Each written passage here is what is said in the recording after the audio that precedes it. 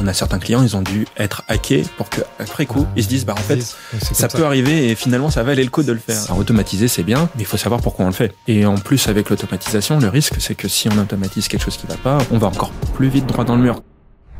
Bonjour, merci d'être de retour parmi nous. Aujourd'hui, on va parler d'un sujet qui est un petit peu complémentaire avec le sujet de la supervision. On va parler d'automatisation d'infrastructure. On a un petit invité pour ça qui est venu avec nous. Il est magnifique, vous allez voir, il est très beau. On me l'a vendu comme il parle bien, il est beau, donc c'était la bonne personne pour venir avec moi parler de ce sujet-là. Ça fera deux pour une fois. Et ça fera deux, oui, tout à fait, exactement. Et donc, vous allez voir, vous serez entre bonnes mains. Tout est sous contrôle.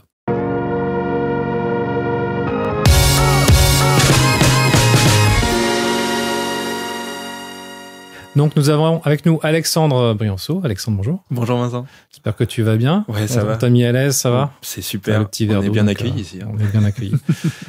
Tout est sous contrôle, ça se voit. Tout est sous contrôle. Il y a eu le petit pain au chocolat au début, donc ça va bien. J'espère qu'il n'y a plus de traces. Donc, avant qu'on commence, on va parler un petit peu d'actualité. Ouais. Un sujet qu'on voit beaucoup en ce moment, en tout cas moi je le vois beaucoup dans ce que je lis au quotidien.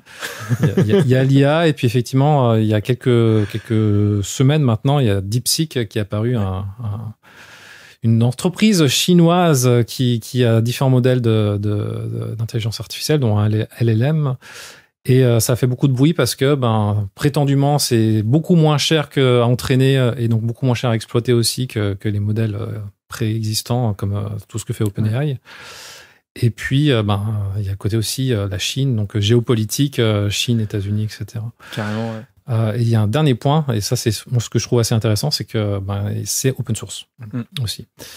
Et donc moi je trouvais ça intéressant, et dans mon fil d'actualité que je suis, qui est forcément un petit peu biaisé, moi je suis dans ma bulle, on parle beaucoup d'open source et je vois beaucoup de personnes qui disent enfin les gens vont comprendre encore une fois que l'open source ça a un intérêt, l'open source permet de tirer les choses vers l'avant. Ouais. Et c'est vrai qu'au début de l'IA on se posait la question, est-ce qu'il y aura quelque chose d'open source qui va arriver comme ça? Pour les logiciels on l'a fait, est-ce que pour l'IA on va arriver à le faire? C'est souvent, je trouve que ça arrive souvent en retard, la partie open source, parce qu'au début, les innovants veulent essayer de protéger au maximum, et puis en plus c'est très très anglo-saxon, les patents ils adorent ça, et donc au début ils protègent énormément en fait leurs innovations en espérant d'être les seuls sur le domaine et d'essayer d'être meilleurs et de protéger au maximum leur IP, leur intellectual property, et leurs connaissances et leurs compétences, y compris sur les sources. Et d'ailleurs, j'ai vu que c'est OpenAI qui râlait sur le fait que DeepSeek ait utilisé des données d'OpenAI pour son propre apprentissage. Oui, tout à fait. Ça m'a fait beaucoup rigoler, l'ironie du sort. Oui, alors qu'OpenAI, ils ont allé tout prendre, tout ce qui existait là, sans demander la permission à qui que ce soit, effectivement. Donc c'est cool de voir quand même aussi des solutions open source. D'ailleurs, il n'y a pas que DeepSeek. J'ai vu qu'il y avait Lucie aussi. Il y avait Lucie en France, tout à fait. Voilà. Et puis, il faut différencier les moteurs des sources de données. Donc, c'est pas toujours évident. Ce qui est bien, c'est que ça va démocratiser. Ce que fait souvent l'open source, c'est démocratiser une technologie et faire en fait augmenter un petit peu le nombre de contributeurs et de gens qui vont s'y intéresser. Donc ça c'est chouette, ça va dynamiser un peu le... Et ce qui est assez intéressant, moi j'aime penser à ça, c'est en théorie de business, il y a ce qu'on appelle les innovations disruptives. Et dans cette théorie en fait, à chaque fois qu'il y a quelque chose qui est vraiment bien, qui coûte cher, à un moment donné il y a un acteur qui va venir et qui va quelque part casser les prix et faire en sorte que ça se commodotise un petit peu. Et en fait, l'open source, c'est souvent un moyen de faire ça, effectivement. Et c'est ce qu'on voit là en ce moment. Donc, un petit peu curieux de voir comment ça va évoluer dans les semaines, dans les mois qui viennent. Ce qui est bien, ce que je vois qui est bien, enfin, il y a un bon apport aussi, c'est sur l'apprentissage. En fait, le fait d'avoir accès à ces technologies en open source, ça veut dire qu'on peut les faire tourner sur ses propres machines. D'ailleurs, DeepSeek tourne sur des trucs hyper légers. Je parlais de pas très cher. Alors, ils ont une version SaaS qui est effectivement pas chère, mais de toute façon, tout le monde a accès à des IA gratuites en ce moment. Pour combien de temps, on verra. mais aussi que tu puisses faire tourner sur ta propre machine. Et donc, mieux comprendre exactement comment ça fonctionne, pouvoir jouer justement avec des modèles de données différents. On voit que du coup, les gens s'amusent à bypasser plus facilement aussi les restrictions et les contrôles. Voilà, donc c'est intéressant pour comprendre. Ça, c'est quelque chose qu'on peut peut-être un peu perdre maintenant dans l'ère du SaaS et des API, moins chercher à comprendre ce qu'il y a derrière. Vous qui êtes dans l'observabilité, c'est toujours quelque chose qui est hyper intéressant. Effectivement. Voilà. Après, on peut pas non plus juste passer sous silence le fait que DeepSeek, dans leur modèle, dans ce qu'ils montrent, il y a quand même des filtres. Tout ce qui est un petit peu sensible en Chine, visiblement, on n'a pas le droit d'en parler. Donc, bon, Mais on voit qu'il y a des choses aussi côté IA aux États-Unis depuis l'élection de Trump qui ont pas mal changé aussi, notamment des conditions d'utilisation. Je crois que c'était OpenAI qui a changé des conditions d'utilisation en disant au début ils voulaient essayer de montrer qu'ils étaient agnostiques et que les réponses étaient agnostiques politiquement. Ils ont comme par magie supprimé cette ligne quelques jours avant ou après l'investiture, je crois. Donc, bref. Tout ça bouge très vite, il se passe beaucoup de choses et je pense que, en tout cas moi, ce que je retiens, c'est que encore une fois, il y a l'open source qui arrive sur le sujet. Alors c'est pas nouveau, il y avait le Llama de Meta qui était déjà open source, mais ça renforce ce sujet-là et on voit que c'est vraiment quelque chose qui va arriver, qui continue à bouleverser ce qui se passe au niveau de l'intelligence artificielle. Carrément. Alors, parlons un petit peu de infrastructure management, automatisation d'infrastructure. Ça marche, les deux. Les deux fonctionnent. J'avais management en tête parce que je parlais aussi dans ma tête de gestion de configuration. De quoi on parle déjà ? Qu'est-ce que c'est ? Ouais, c'est intéressant. Effectivement, la gestion de configuration, configuration management, c'est une sous-partie de ce qu'on pourrait appeler l'infrastructure automation ou l'infrastructure management, la gestion des infrastructures. Alors, infrastructure, ça veut dire en dessous d'eux, ça peut être plein de choses. Il y a les infrastructures routières, mais en IT, on va plutôt spécialiser sur l'IT, mais des fois, infra, ça peut être l'électricité, le froid d'un data center pour certains. Généralement, quand même, et notamment pour tous les gens qui utilisent Centréon, mais aussi nous, des nôtres infrastructures, ça va plutôt être les systèmes, le réseau, etc. Et effectivement, il y a de l'automatisation qui se met en place depuis quand même pas mal de temps maintenant. C'est le propre quand même de l'informatique d'automatiser l'information et donc autant automatiser la gestion de cette informatique.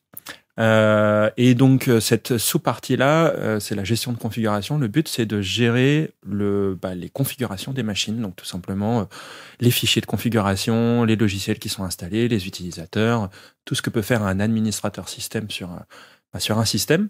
On peut l'automatiser à travers ce qu'on appelle de la gestion de configuration. Donc pour citer des noms, on va peut-être citer le nôtre, Rudder. Vas-y. Rudder, mais il y a aussi peut-être Ansible, Puppet, Chef, Solstack, qui sont peut-être des noms qui vont peut-être parler à votre audience. En tout cas, moi, ça me parle beaucoup lié à mon passé, tout ce qui est Chef, Ansible, Salt aussi, oui, ça c'est des choses. Oui, Solstack, c'était utilisé chez SUSE.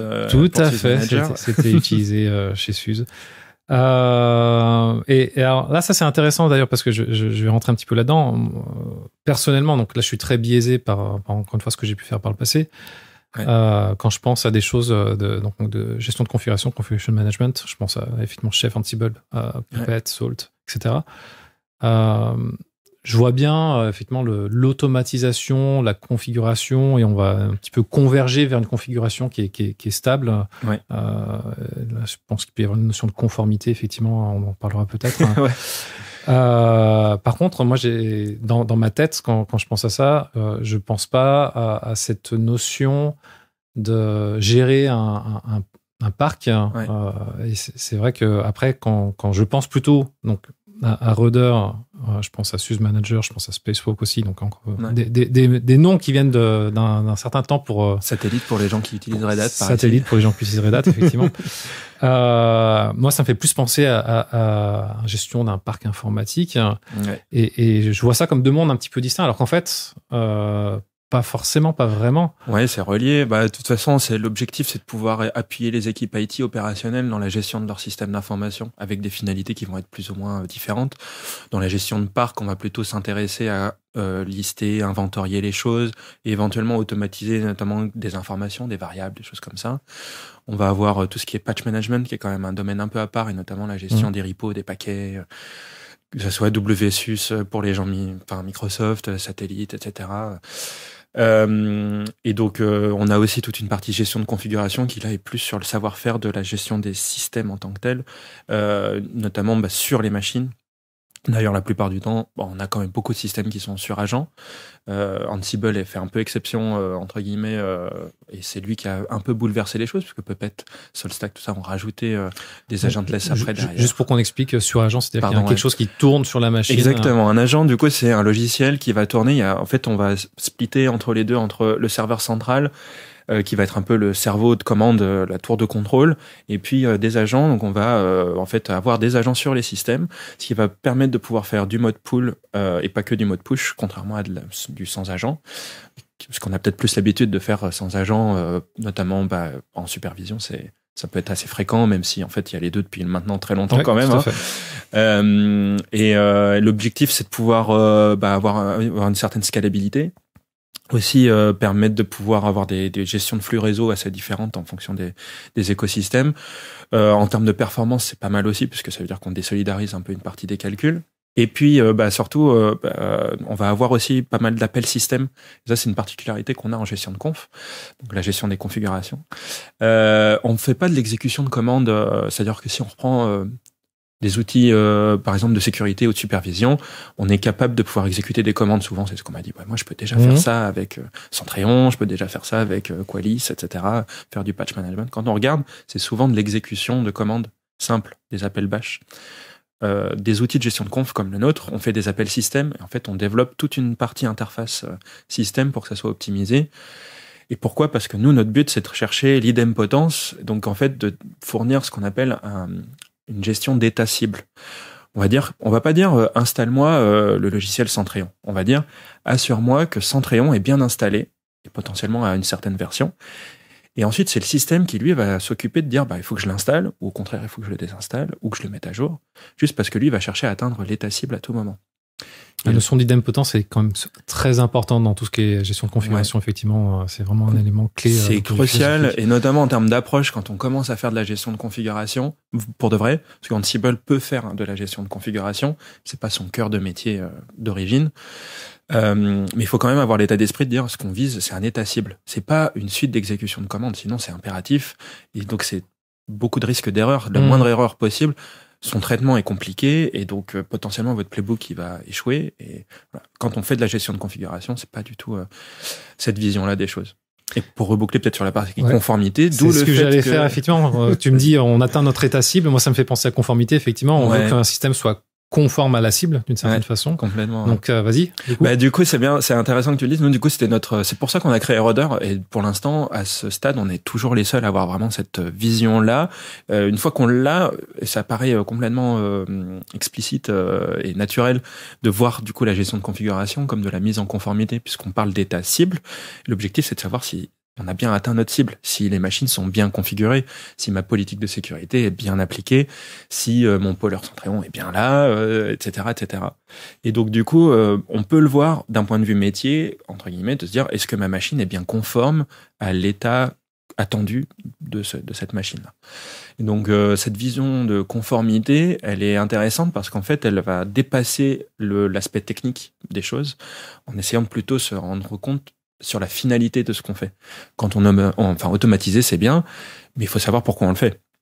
Il y a toujours une finalité, et en plus, avec l'automatisation, le risque, c'est que si on automatise quelque chose qui va pas, on va encore plus vite droit dans le mur, quoi. Parce que là où avant c'est sur quelques machines, peut-être, maintenant c'est peut-être sur des milliers en instantané, quoi. Et donc la visibilité c'est crucial.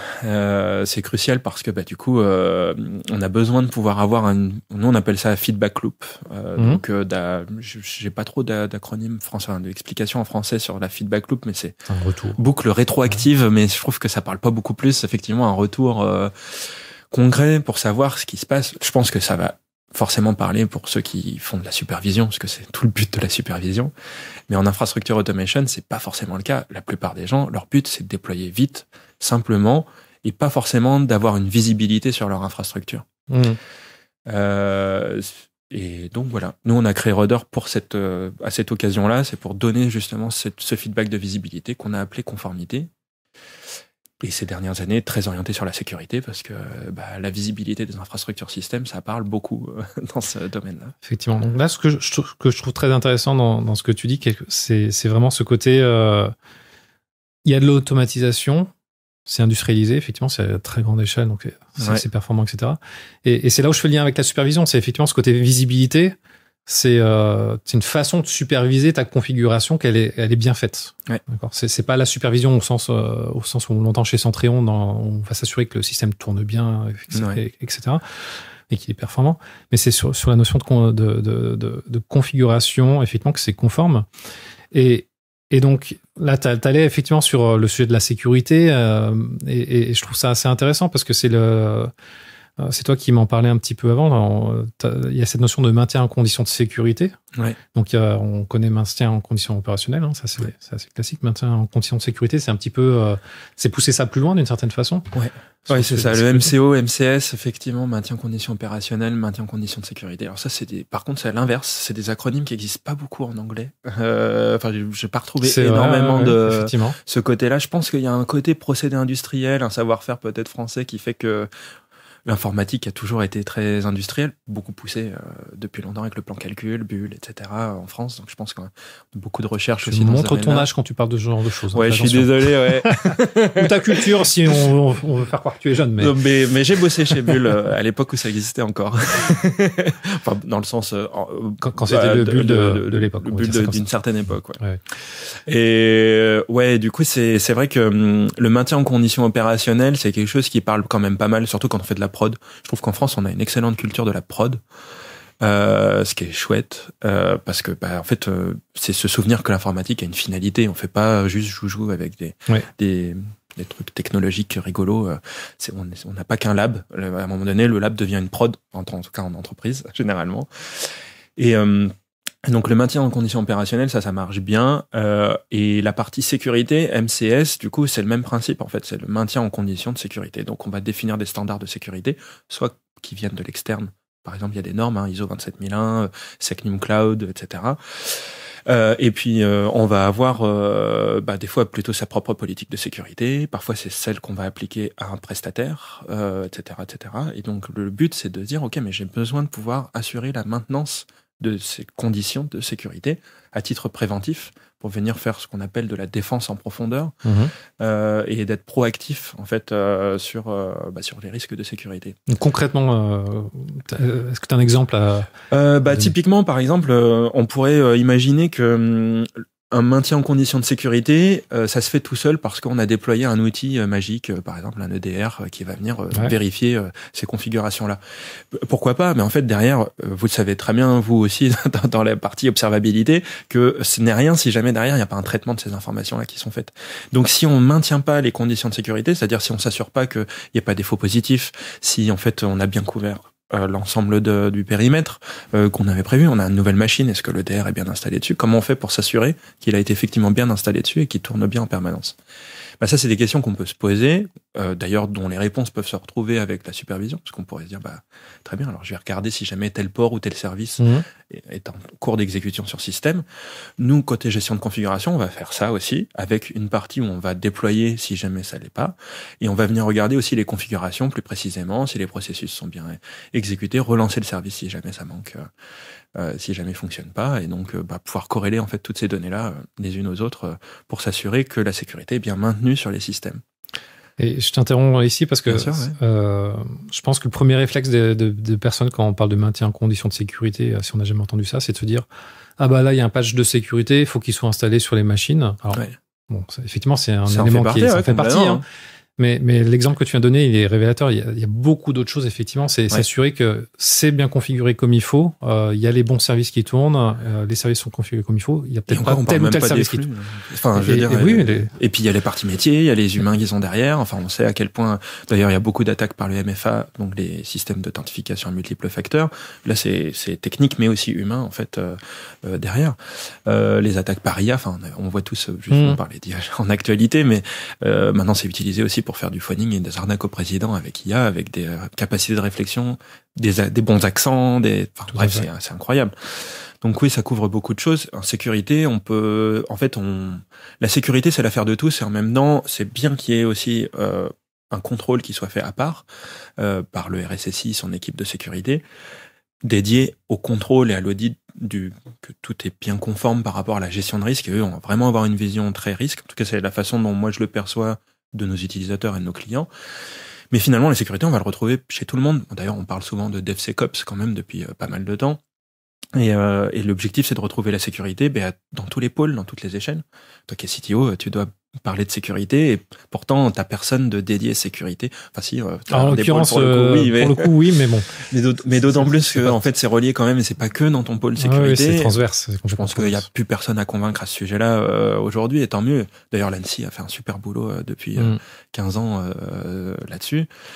Et justement, le MCS est venu parce que la maturité était suffisante pour aller en préventif. Et ça, c'est les petits tips c'est derrière le rideau. Nous, en tant qu'éditeur, on a besoin de faire de l'argent pour pouvoir financer le développement du logiciel. Et c'est ce qu'on voit, c'est que tout va dépendre de la maturité des utilisateurs et de se rendre compte à quel point est-ce que le préventif devient ce qu'on appelle must-have, un indispensable. Typiquement, on a certains clients, ils ont dû être hackés pour que après coup, ils se disent, en fait, ça peut arriver et finalement, ça valait le coup de le faire. C'est comme ça que les gens changent. Malheureusement, ils attendent souvent un petit peu trop tard. Et c'est le problème, la gestion de risque. Et si jamais ça arrive, ça relève toujours la même problématique. Est-ce que je prends l'assurance ou pas quand j'achète mon téléphone, ma voiture? Voilà. Toujours la même problématique. Ouais. On dérive peut-être un petit peu. Pas du tout. Écoute, déjà, je te remercie parce que c'est une bonne introduction sur tout ce sujet dont vous êtes spécialiste chez Rudder. Ouais. Et j'espère que les gens commencent à voir effectivement ce côté complémentaire entre la supervision, on observe ce qui se passe, et un petit peu l'automatisation qui peut être faite après pour avoir quelque chose, un état conforme, effectivement. Ouais. Je trouve que ce sont deux choses qui sont liées, mais c'est pas la même chose, donc je trouve ça assez intéressant. Il y a un autre point qui m'intéresse chez Rudder, et tu disais, on est éditeur, faut qu'on gagne notre vie, effectivement. Ouais. Mais vous êtes éditeur open source. Ouais. Et c'est vrai qu'on a un petit peu parlé tous les deux pour préparer ce podcast. Tu me parlais de tous ces éditeurs open source qui prennent des licences un petit peu, spéciales. Je vais prendre un qualificatif qui ne veut rien dire. Qu'est-ce que t'en penses? Dis-moi tout ça. Avec plaisir. C'est vrai que moi je suis plutôt libriste dans l'âme. Avant d'être patron, en fait, j'étais juste un libriste, point. Et puis d'ailleurs j'y suis venu un peu fortuitement dans ma carrière. Et donc je me suis toujours vachement intéressé à ces problématiques de licence, et d'autant plus ces dernières années, notamment les gens qui travaillent dans les bases de données vont certainement connaître la BSL, Business Source License. Il y a aussi la SSPL, Server Side License, qui est, il y en a plusieurs. Il y en a qui utilisent leur propre nom. Elastic, par exemple, a sa propre licence. Je crois que Redis aussi. Et donc, qui sont plus des licences open source, mais qui se font passer pour open source. Et ce sont ce qu'on appelle des Source Available License, donc des licences à code ouvert. Le code est toujours ouvert, parfois avec des délais. Des fois, par exemple, il y a certaines licences qui disent, c'est le cas de la BSL, il me semble, c'est maximum 3 à 4 mois, mais on peut aller 3 mois à retenir en fait le code, et donc n'est disponible qu'au bout d'un certain temps. Ouais. Non, c'est 3 ou 4 ans même d'ailleurs. Je crois que ça va c'est en année, effectivement. C'est la BSL, oui. C'est en année. C'est ça. Et donc, ça peut être hyper long. En fait, oui, ton code est libre, mais 3 ans après. Donc, il n'y a plus rien de libre là-dedans. C'est-à-dire que, éventuellement, tu vas te dire, au pire, si la boîte... Dans la tête des gens qui adoptent ça, c'est, on veut garder les choses libres, donc ce sera libre éventuellement, mais on veut notre avantage compétitif. Ah oui, voilà. Alors, on peut parler de pourquoi est-ce que ça existe. Effectivement, ça peut être intéressant. Ouais, principalement, ils parlent surtout de lutter contre les GAFAM, et AWS en particulier, c'est pas pour le nommer. Ça se voit d'autant plus avec Elastic, qui notamment a pas mal communiqué là-dessus. Elastic, du coup, ils étaient sous licence Apache 2. Et puis en 2021, ils ont basculé sur la licence SSPL, et leur licence Apache, alors même un petit peu avant, parce qu'évidemment, tout se fait un peu petit à petit. C'est pas évident de quitter le monde open source, qui savent qu'ils peuvent se faire bâcher assez vite, ce qui est arrivé d'ailleurs. Et ils sont revenus dessus là il y a quelques mois. Quelques mois, tout à fait. En réintroduisant du coup une licence, alors cette fois-ci quand même moins permissive que la page 2, c'est AGPL, donc GNU Affero General Public License. Donc ils reviennent sur de l'open source, et ils ont communiqué un petit peu dessus, sur le pourquoi du comment. En fait, il se trouve que pourquoi est-ce qu'ils sont basculés sur cette licence à la base, leur licence Source Available, donc SSPL, c'est pour combattre directement AWS et les GAFAM en règle générale, qui utilisaient le code source Elastic et le vendaient sans jamais rien leur redistribuer. Donc, parce que donc les sociétés comme AWS fournissent des services managés, ce qu'on appelle des services managés. Donc, dans leur service cloud, on peut déployer des solutions type Elastic. Exactement. Gratuitement. C'était même Elastic directement, quoi. Voilà. Et c'est managé, donc on paye AWS. Par contre, l'éditeur qui est derrière, qui fournit une solution open source, ne reçoit rien. Exact. Et considère que non, mais c'est pas juste. Parce que moi je fais tout l'effort de développement et vous faites de l'argent sur mon dos. En gros, exactement, c'est leur point de vue. La licence la plus restrictive, une des plus restrictives qu'on peut trouver, c'est l'AGPL, qui dit que si jamais tu modifies du code et que tu le vends après en tant que service, tu dois redistribuer ton code en open source. Ouais. Mais c'est compliqué. Tu peux avoir des licences commerciales. Nous, par exemple, c'est notre cas en GPL v3 et on peut fournir des licences commerciales et des entreprises qui voudraient utiliser Rudder en marque blanche. Après, on rentre un peu dans le détail, mais voilà. Et là, eux, pour le coup, Elastic, quand ils ont fait ces changements-là, c'était directement pour combattre AWS parce que ils avaient rien, même pas de la contribution. Alors, ils s'attendaient pas forcément que à du financier, mais même en contribution de code, il y avait rien. Donc, ce vampirisme-là les inquiète énormément. Faut pas se cacher derrière, ça inquiète les financiers derrière, les investisseurs, etc., qui viennent faire pression aussi là-dessus. On l'a vu avec HashiCorp notamment. C'est pas pour rien qu'ils se sont fait racheter par IBM pas longtemps après. Enfin bref. Et donc le truc, c'est que AWS, ce qu'ils ont fait, c'est qu'ils ont créé OpenSearch. Ils ont forqué complètement. En disant ok, on peut plus utiliser Elastic. On n'a pas envie de faire de licence commerciale avec vous. En fait, ils n'avaient pas prévu de dépenser plus d'argent que ça dedans. Si jamais ils quittent à dépenser de l'argent, autant s'approprier la technologie et développer la leur. Et donc, ils ont hard forké avec OpenSearch. Donc, ils ont pris Elastic. Oui, c'est ça. Et ils ont pris Elasticsearch et ils ont créé OpenSearch. Et maintenant, ils ont des développeurs qui bossent exclusivement là-dessus. Ce qui fait qu'ils proposent des fonctionnalités type Elastic, mais pas avec Elasticsearch, avec leur propre technologie à eux. Tout en étant dans le droit, parce qu'ils utilisent ce que Elastic était à l'époque d'Apache 2, qui était une licence qui permettait de pouvoir faire ça. Et derrière, ce que ça a fait, c'est que finalement, les gens pouvaient utiliser toujours Amazon pour faire d'Elastic, et puis Elasticsearch. Mais sauf qu'en fait, c'était quand même plus exactement le même produit. Et donc Elastic a communiqué là-dessus, en tout cas. On se dit, est-ce que c'est la vérité ? On ne sait pas, mais en tout cas, ils ont communiqué sur le fait de dire, finalement, le fait qu'AWS ait créé son fork, ça nous permet de revenir en open source, parce que maintenant, on est deux produits distincts avec des timelines différentes. Ils peuvent pas utiliser nos innovations, et nous, on peut pas utiliser les leurs, et c'est très bien comme ça.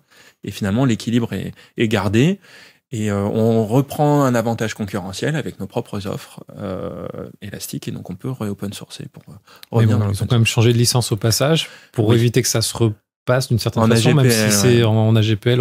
On pourrait quand même faire du service manager en AGPL. Complètement, c'est pas un problème. Faut juste contribuer. Ce qui est plutôt pas mal d'ailleurs quand même, faut le souligner, parce que par exemple HashiCorp, quand ils sont basculés en BSL, certes, donc en Business Source License, qui est à peu près l'équivalent, c'était pour combattre les GAFAM, mais ça a surtout évité plein d'autres gens qui proposaient du Terraform et des services qui étaient des beaucoup plus petites structures, mais qui du coup, elles, ont dû complètement arrêter leur système, pas à cause de ces nouvelles licences. Et ce qui était le but en fait derrière aussi, c'était de faire de l'argent. C'est un moyen de les GAFAM n'est que le top de l'iceberg. C'est un moyen de supprimer un petit peu la concurrence. Alors ceci dit, dans le cas d'HashiCorp, il y a aussi eu des forks. Il y a eu OpenTofu pour Terraform, il y a eu OpenBAO, je crois, pour Vault. Exactement. Alors OpenBAO, c'est intéressant, c'est IBM qui l'a forké. Oui, tout à fait. C'est vrai. Donc IBM qui a racheté HashiCorp assez secret. Ouais, ça devait être assez secret qu'ils voulaient racheter HashiCorp pour que les équipes produits décident de forker. Sinon, je pense qu'ils se seraient pas aventurés là-dedans. Par contre, effectivement, il y a OpenTofu qui avant s'appelait OpenTF, que HashiCorp a fortement combattu d'un point de vue légal, juste pour essayer de pouvoir les avoir, quoi. Ils voulaient vraiment pas qu'ils forquent. C'était vraiment un danger pour eux. Ils ont pas réussi. Du coup, ça s'appelle OpenTofu et voilà. Et au final, maintenant, les deux produits vont avoir leur vie parce que je pense pas qu'IBM va aller vers le sens de l'open source particulièrement. Même si ils ont Red Hat n'a pas infusé chez IBM. C'est pas la partie Red Hat d'IBM qui a racheté HashiCorp. C'est vraiment l'ancien IBM qui a racheté HashiCorp. Exact. Et alors, ce qui est intéressant là-dedans, c'est qu'on voit que les entreprises qui passent à ce genre de licence, mécaniquement, il y a toujours des forks qui se créent, déjà. Ouais. Ça, c'est l'intérêt de l'open source. Quelque part, la communauté s'organise et se défend. Et le cas d'Elastic est intéressant, effectivement, parce qu'ils sont revenus à de l'open source. Alors, ils ont perdu beaucoup de confiance par rapport à ce sujet-là. Ils ont une crédibilité qui est assez atteinte. Donc, il faut regagner la confiance. Mais ils sont revenus à l'open source. Donc, finalement, en fait, on voit que ça revient toujours vers de l'open source, parce que la technologie, une fois qu'elle est là, les gens se l'approprient et ils vont continuer de la partager, parce que c'est dans l'intérêt de tout le monde qu'elle continue à évoluer, qu'elle s'améliore. D'autant plus sur des communautés qui sont fortes, parce qu'en fait c'est aussi ça, des logiciels qui sont très utilisés mais avec une très faible communauté. Je pense notamment pas à une communauté d'utilisateurs, je pense plus à une communauté de... Alors, il peut y avoir la communauté d'utilisateurs qui peut se braquer, qui fait que vous passez de, 10 millions d'utilisateurs à plus que 1 million. Est-ce que c'est grave? Quelque part, c'est à vous de voir en fonction de vos objectifs. Par contre, si jamais vous avez une communauté de contributeurs, là, c'est quelque chose qui est beaucoup plus impactant. Et c'est ce qui fait qu'un fork peut exister ou non aussi. S'il y a une vraie communauté derrière, on le voit dans notre domaine, Puppet vient d'annoncer son départ de l'open source, entre guillemets. Pareil, ils arrêtent en fait de builder. Donc eux, ils arrêtent pas complètement. C'est-à-dire que les sources sont toujours disponibles, c'est toujours open source. Ils ont été rachetés aussi. Oui, par Perforce. Perforce, tous les gens qui connaissent Perforce savent pourquoi Perforce rachète une entreprise. C'est vache à lait. Donc logiquement, il n'y a plus d'innovation. Et d'autant plus que c'est nos concurrents directs. Donc je vais pas me gêner de cracher dessus, mais renseignez-vous, vous verrez que c'est effectivement le cas. Et donc c'est logique. Mais du coup, Vox Populi s'est créé, qui est en fait la réponse communautaire, parce que il y a une communauté de développeurs suffisamment forte pour le faire. Et donc voilà, mais c'est intéressant parce que de toute façon, au final, ça se rejoint. En vrai, ça continue à alimenter les choses et ça crée des temps incertains pendant un moment, puis finalement ça finit par se réarranger. Là je vois WordPress par exemple, c'est un bon exemple en termes d'actualité d'ailleurs. En ce moment il y a beaucoup d'actualités autour de ce biais-là, justement à cause de ces batailles-là et de à quel point est-ce que on doit défendre un business et en même temps la communauté défend son droit à utiliser le logiciel comme ce qui est prévu dans l'open source. L'open source c'est pas que juste dire allez-y, c'est gratuit, et comme ça, il y a vraiment plus utilisé. Il y a tout un équilibre, effectivement. Après, c'est normal quand on est une entreprise, qu'on veuille que l'entreprise survive, mine de rien. Ouais. Donc, il y a beaucoup d'enjeux qui sont liés à ça. Et c'est là où on va pas y aller, mais on dérive doucement vers les business models autour de l'open source. Il y a énormément de choses à dire. Ouais. Oui, complètement. Ça, je pourrais être l'objet d'un autre podcast parce que ça peut être assez long. Je pense qu'il y a beaucoup de choses à dire dessus, effectivement. Ouais. Mais juste pour revenir un tout petit poil sur les licences open source sont importantes aussi pour les entreprises en elles-mêmes. Alors pour l'entreprise éditrice, évidemment, mais aussi pour les entreprises qui, elles, aujourd'hui, elles ont mis du temps et maintenant elles maîtrisent bien leur supply chain. Donc la façon dont ils construisent leur logiciel, les entreprises construisent leur logiciel ou leur système d'information autour de technologies qui s'appuient sur des licences qui maintenant sont maîtrisées et connues. Donc le fait d'utiliser des licences inconnues, des licences entre guillemets semi-propriétaires, open source par exemple, du coup ça crée des failles importantes pour vos équipes en tant que telles. Donc ouais, t'as gravement utilisé tel logiciel, sauf qu'en fait c'est pas open source et donc il y a un risque derrière de conformité. Donc s'il y a un truc à retenir, regardez bien vos licences et assurez-vous que vous faites bien, vous avez les bons usages. Quoi. C'est un vrai enjeu. Écoute, merci Alexandre. C'était vraiment très intéressant. Merci pour l'invitation. Avec plaisir. J'espère que vous avez appris pas mal de choses sur tous ces sujets-là. Ouais. Je pense que tout ce qui était lié aux licences open source, c'est pas la première fois qu'on en parle, donc c'est un sujet un petit peu familier. Et c'est des sujets d'actualité effectivement. Tout ce qui était automatisation de l'infrastructure, gestion de configuration, maintien en conditions de sécurité, maintien en conditions opérationnelles, conformité. Ça, c'est des choses auxquelles on pense pas forcément dans le monde de la supervision. Tu vois, encore une fois, je pense que c'est complémentaire. Il y a vraiment des choses qu'on retrouve et des réflexes qui peuvent être liés. Et pourtant, on fait pas forcément le lien entre les deux, alors que je pense qu'il y a beaucoup de choses qui sont... complètement. Et nous-mêmes, il y a l'inverse aussi. Alors, souvent, on parle de Centréon justement parce que la supervision n'est pas forcément naturelle pour certains admin 6. C'est pas exactement les mêmes personnes, en fait, qui gèrent les sujets, donc c'est pour ça. Donc, merci pour tout ce moment. N'hésitez pas à nous partager vos retours si vous avez des retours à partager, des questions. On préfère les commentaires positifs. Hein, toute critique est bonne à prendre, mais oui. Mais on préfère quand même les commentaires positifs. Partagez ce podcast avec plaisir. Et puis, moi, je vous retrouve au prochain épisode dans quelques semaines. Merci beaucoup. Merci.